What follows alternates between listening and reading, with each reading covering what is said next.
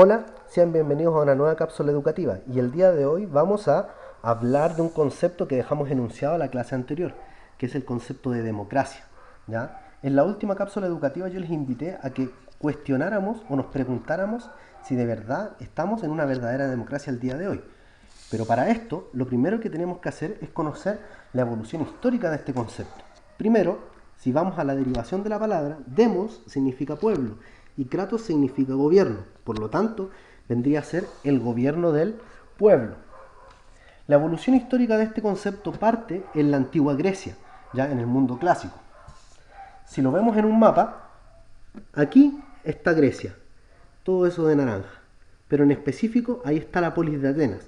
Las polis son ciudades-estados de la antigua Grecia, y en específico, la polis de Atenas es la polis ligada a la política.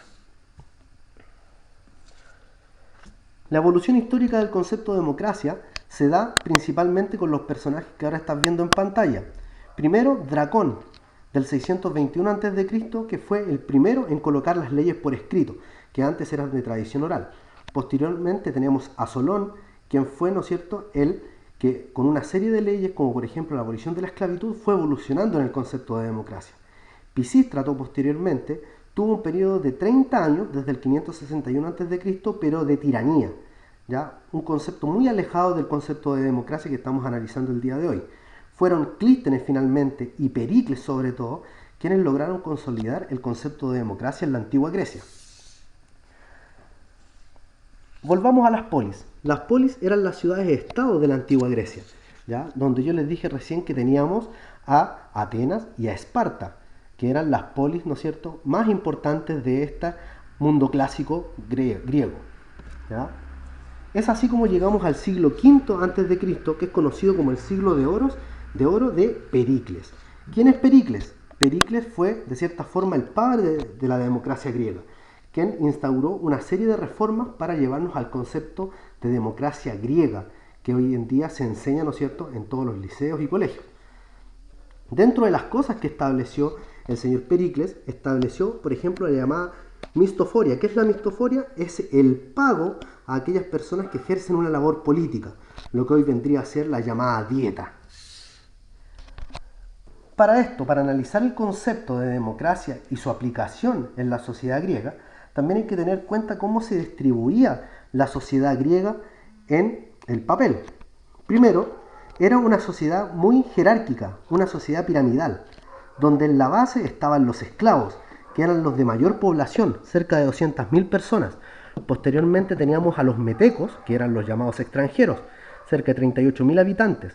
Las familias de los ciudadanos, que eran, ¿no es cierto?, principalmente mujeres, cerca de 90.000 habitantes, y en la cúspide de esta sociedad jerárquica, de esta sociedad piramidal, teníamos a los ciudadanos.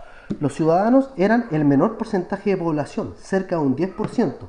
Pero ¿cuál era el tema con los ciudadanos? Que eran los únicos que podían tener una participación política. Por lo tanto, claramente nos podemos dar cuenta que la democracia griega no era una sociedad y no era una democracia, un sistema, un modelo político que incluía a todos. Si seguimos la evolución histórica del concepto de democracia, posteriormente nos tenemos que ir a la antigua Roma, ¿ya?, a este periodo muy importante en la historia posterior a la democracia griega, donde se establecen conceptos como la llamada república. Si seguimos avanzando en el tiempo, tenemos la llamada Edad Media y posteriormente la Edad Moderna, donde el concepto de democracia desaparece, ya que los estados o los primeros estados se empiezan a organizar a través de monarquías, principalmente monarquías de corte absolutista, donde el rey tenía el poder y era prácticamente omnipotente, ¿ya? Era considerado prácticamente un dios. De ahí viene la llamada teoría del derecho divino. Tuvo que seguir avanzando el tiempo hasta más o menos finales del siglo XVII y todo el siglo XVIII para que empezara a aparecer el llamado movimiento de la Ilustración o el siglo de las luces, donde la fe se va a ver desplazada por la razón como forma de entender el mundo y así empezar nuevos modelos de entendimiento político, ¿ya?, con procesos como la independencia de los Estados Unidos, ¿ya?, los estallidos revolucionarios liberales, como por ejemplo el primero de ellos la Revolución Francesa, ¿ya?, donde el pueblo francés se alza en contra de las monarquías absolutas para instaurar nuevos modelos republicanos y que se van acercando más al concepto de democracia que hoy en día conocemos.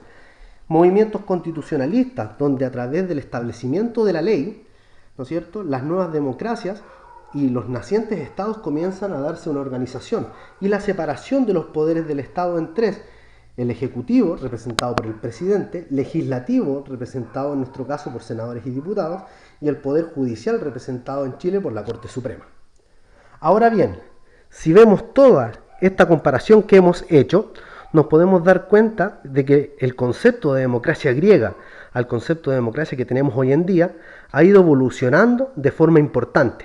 ¿Cuáles son las características similares o las diferencias entre la democracia griega y nuestra democracia actual? Los invito a que la conozcamos.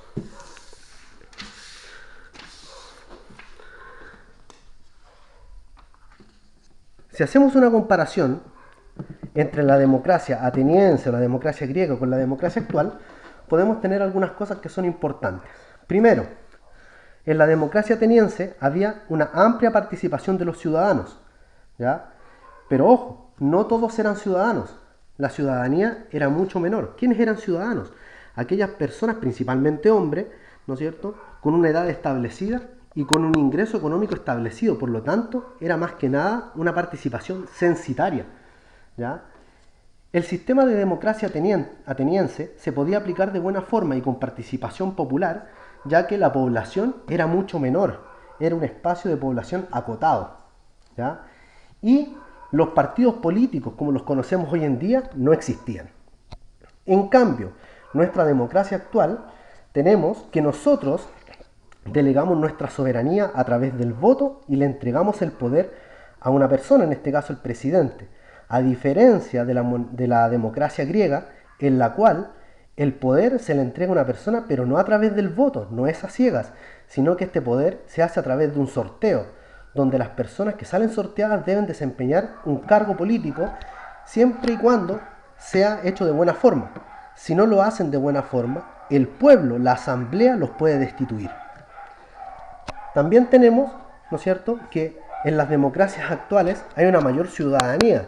No son ciudadanos tan solo los hombres, sino que hoy en día son ciudadanos los hombres y mujeres mayores de 18 años y que pueden ejercer el derecho a voto. La población en la democracia actual, a la que se abarca este modelo democrático moderno, es mucho mayor a la democracia ateniense o la democracia griega que se aplicaba, ¿no es cierto?, en el mundo clásico. Y hoy en día también tenemos, a diferencia de la democracia griega, gran cantidad de partidos políticos que compiten por tener un poder. Por lo tanto, si podemos llegar a una conclusión, obviamente la democracia ateniense es muy diferente a nuestra democracia actual. Quizás en la democracia ateniense había una mayor participación ciudadana, pero el concepto de ciudadanía era muy diferente al concepto de ciudadanía que tenemos hoy. Por lo tanto, yo te vuelvo a plantear la pregunta: ¿hoy en día vivimos en una verdadera democracia? Espero que el video les haya gustado. Si es así, pueden darle me gusta, compartirlo, ¿no es cierto?, y difundirlo entre sus amigos. Y nos vemos en una nueva cápsula educativa. Chao, chao.